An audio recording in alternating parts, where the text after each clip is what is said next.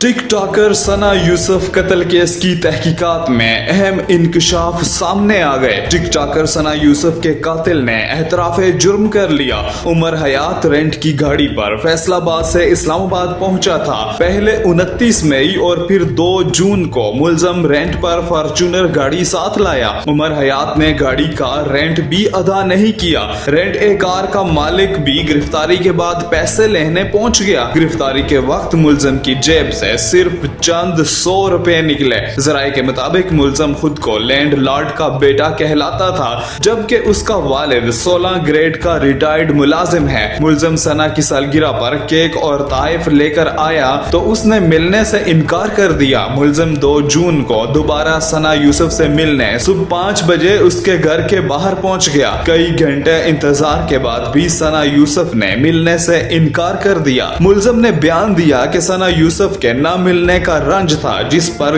कत्ल कर दिया। कत्ल के बाद घर से भाग कर निकला। पहले बाइक राइड बुक की, बाइक से उतरकर टैक्सी पर लारी अड्डा पहुंचा और वहां से फैसलाबाद की बस पकड़ी। दूसरी जानिब डिस्ट्रिक्ट कोर्ट ने टिक टॉकर सना यूसुफ के कत्ल के इल्जाम में गिरफ्तार उमर हयात की शनाख्त परेड की पुलिस इस्तदा मंजूर कर ली। इस्लामाबाद के ड्यूटी मजिस्ट्रेट ने मुलजिम को 14 रोजा जुडिशल रिमांड पर जेल भेजने का हुक्म दे दिया।